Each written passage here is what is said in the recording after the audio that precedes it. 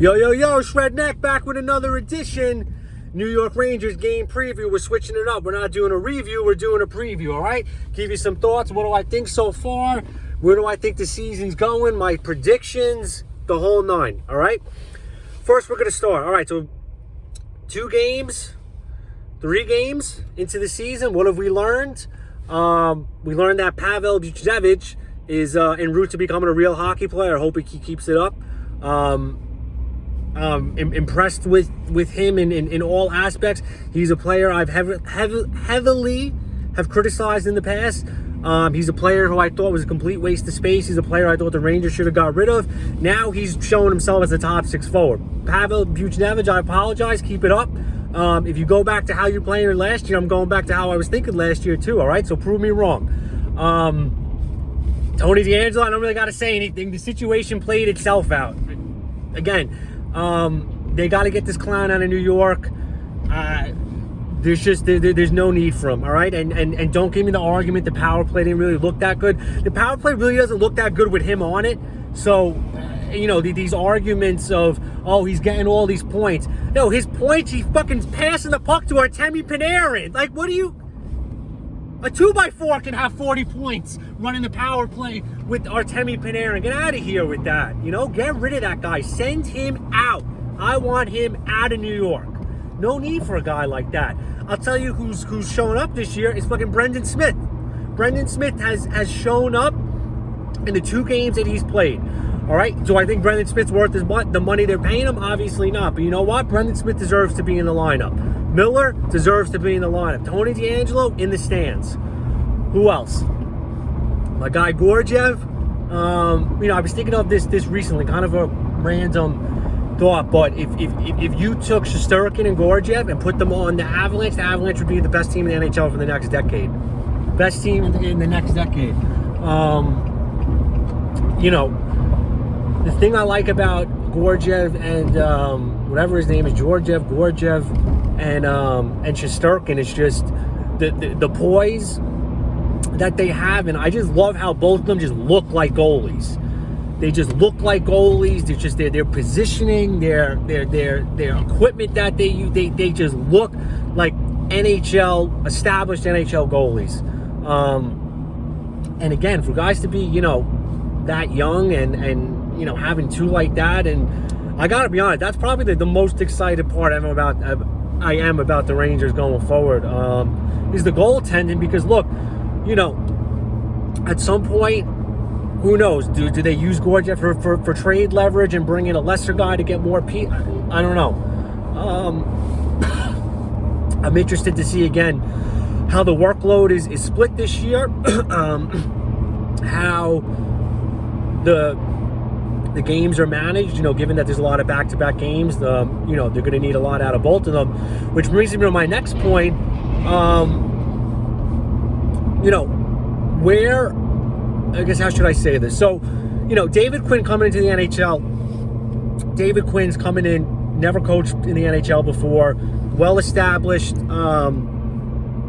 NCAA coach, known for pushing his guys, but also being an actual human being and not screaming and yelling in people's faces when it's unwarranted, and developing actual relationships with his players. And I could see that. Obviously, I'm not in the Rangers locker room. I don't know the meetings, what's going on. But just from a body language perspective, how he talks to the players, and how the players interact back with him, I'm a fan of.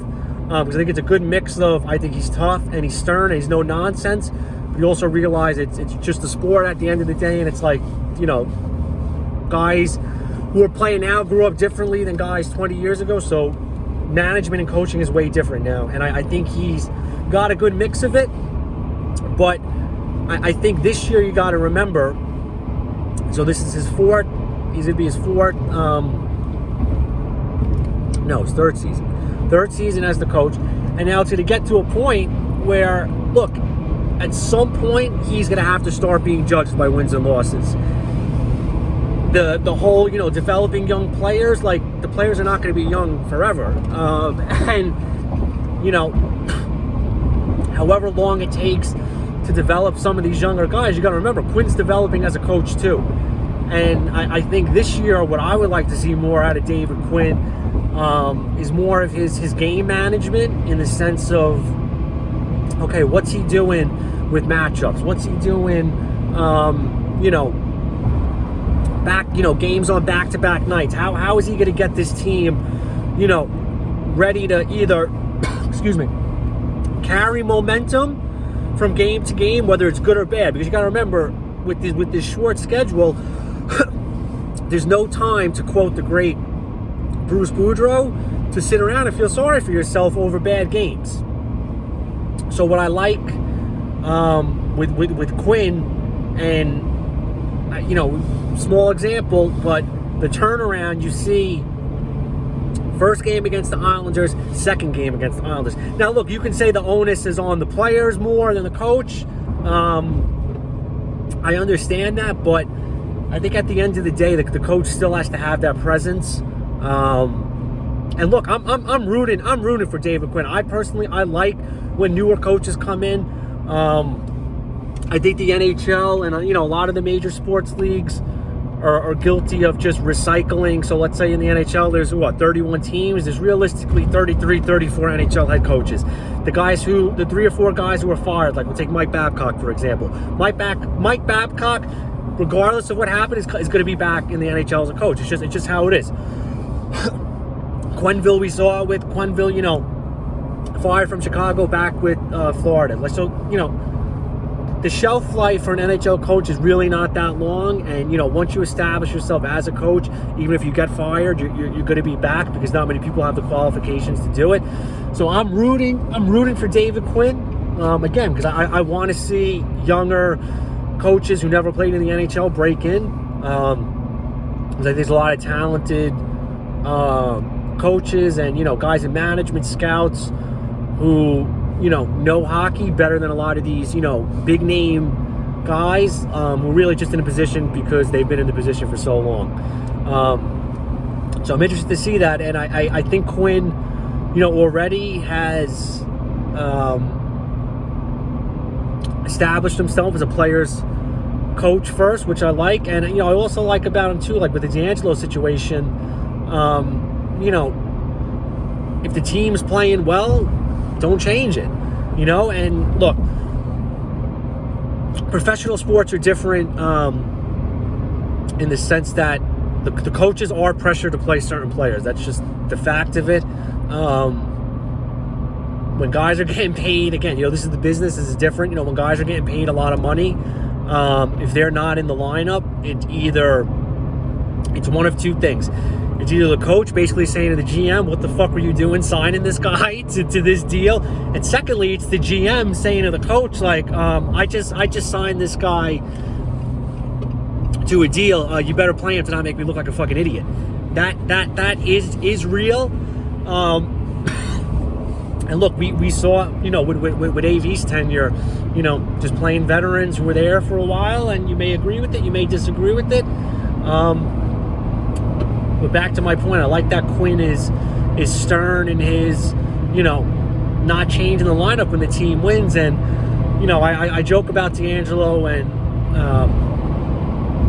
whatnot. But, I think on some level with Quinn this year, more tougher decisions like that are gonna have to be made. And I think for the Rangers to get to that next level too, we got to remember the coaches have to take that next level too. Management has committed to taking that next step. And I wanted to make this point in another video.